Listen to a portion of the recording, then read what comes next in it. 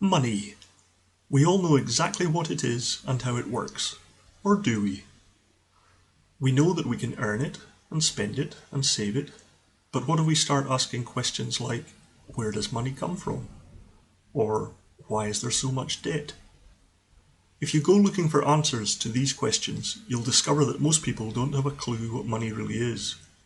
You'll also discover that the way it works is absolutely insane. I'm going to draw a picture that shows why the rich get richer, the poor stay poor, and the rest of us get deeper into debt. All thanks to our crazy money system. I'll use the UK as an example, but the picture will look much the same for other countries. The numbers that I'll use come from the UK Office for National Statistics and from the Bank of England. They're approximate, but give a good idea of how much money is involved in each case. People spend money on things they need, most of which they buy from businesses. Businesses spend money buying things they need from other businesses, and they spend money on wages and salaries. Individuals also spend money buying things from each other, so money is constantly flowing in cycles between individuals and businesses. But not everyone has a paying job. Less than half the population gets money from paid employment, and many people who do have jobs don't get paid enough to cover their basic living costs. So the government fills the gap, giving spending money to the people who need it in the form of pensions, welfare benefits, tax credits, and the like.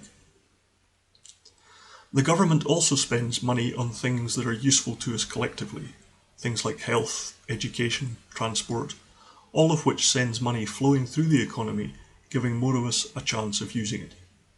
The government pays for some of these things from the taxes it collects, so we have another circular flow of money between government and the rest of us.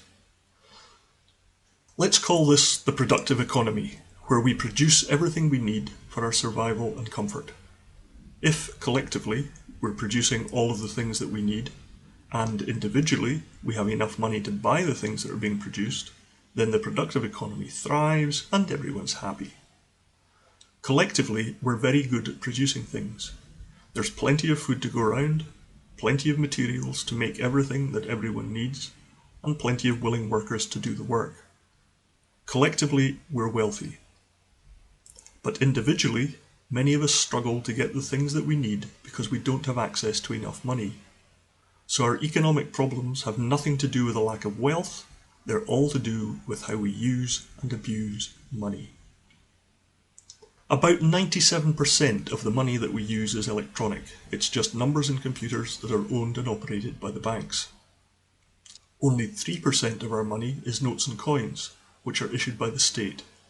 So the banks control nearly all of the money in our economy. Most businesses and some individuals get more money flowing into their hands than they ever need to spend. This surplus money flows out of the productive economy into savings accounts. Most people and most businesses are also in debt of one sort or another: loans, mortgages, credit cards, and so on. These debts are recorded in loan accounts at the bank. Most of the debts get repaid a little bit at a time. The principal repayments represent the original amount that was borrowed, so there's a steady flow of money out of the productive economy back into the loan accounts. We also have to pay interest on the debt. A little bit of the interest payments are used to pay for the running costs of the banks, so this stays inside the productive economy. But most of the interest gets added to the savings of the bankers and their shareholders, which means another steady flow of money out of the productive economy. A little bit of the saved money comes back in as investment, but the savers are always looking for a return on their investment, which sucks money back out again. Private pension payments are another flow of money back into the productive economy, and some of the saved money comes back in as government borrowing, but the government has to pay interest on these loans, which means another flow of money out. A lot of the saved money is used for financial gambling, taking bets on the prices of shares, commodities, insurances, and stuff like that. A little bit of this money comes back into the productive economy as taxes, but most of it stays in the gambling pool or ends up back in the savings accounts. So we have 5 red arrows showing money flowing out of the productive economy. Principal repayments on private borrowing average around £1,300 million a day. Interest payments on private debt are about £260 million a day. Spare income and returns on investment take around £20 million a day out of the productive economy, and another £130 million a day is paid out as interest on government debt. So that's a total of around £1,710 million each day being lost from the productive economy. There are only 4 green arrows showing flows of money back into the productive economy. Business investment contributes about £5 million a day. It's hard to tell how much pension income gets spent into the productive economy because a lot of it will remain in savings accounts. But for the sake of argument, let's say the bulk of it gets spent something like £225 million a day. Government borrowing adds around £327 million a day, and tax on financial gambling is reckoned to bring in about £8 million a day. So that's a total of round about £565 million a day coming back into the productive economy. The difference between these two numbers means that every day the productive economy is losing approximately £1,145 million. For the economy in the UK to keep working properly, there has to be something like £4,500 million constantly flowing around it. There's no way that it can cope with losing 25% of its cash every day. So where does the money come from to replace the stuff that's being lost via the red arrows? The answer is we borrow it from the banks. You might expect that the money being saved here is the same money that's getting lent here, but you'd be wrong. There's no direct connection between the money that the bank holds for us in our savings accounts and the money that it lends to us. Instead of lending us money that already exists, when the bank makes a loan, it simply creates money out of thin air. When the principal of the loan is repaid, the bank destroys the money. It just disappears back into thin air. It sounds crazy, but that's how it works. Most of the money that's created here ends up here. There's something like £2,245 billion being hoarded in savings accounts or used for financial gambling. That's around 500 times more than is being used by the productive economy at any one time. So let's see what questions we can answer by studying this picture of our crazy money system. Why are rich people getting richer while the rest of us get deeper into debt? Bankers and their shareholders get rich by creating money out of thin air and lending it to the rest of us. They launder it through a few cycles in the productive economy and then siphon it off as interest payments. This leaves the productive economy short of money, which the bankers replace by lending us more money.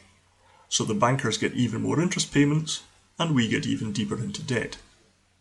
This means that the increase in private debt is exponential. The bigger the debt becomes, the faster it grows.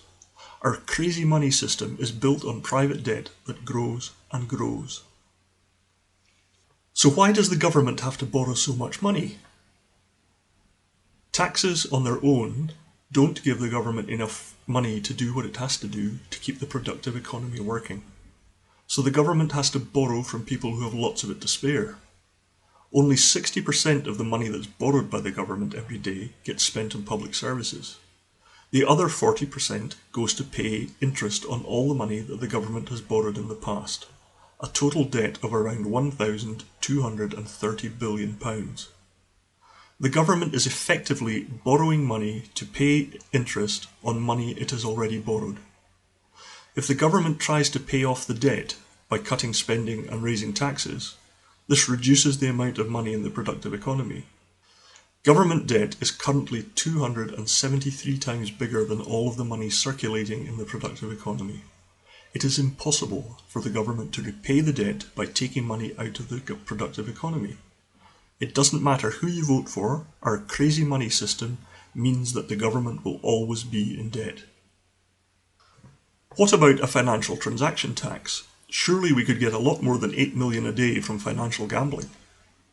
If we raise taxes on financial gambling, the gamblers will simply move their casino to somewhere that the taxes are lower, which means the government will probably end up with even less tax revenue. All of us, even the gamblers, rely on the productive economy to provide us with everything we need every day of our lives. Money is the thing that makes the productive economy work. But our crazy money system is constantly sucking money out of the productive economy and pushing us deeper and deeper into debt.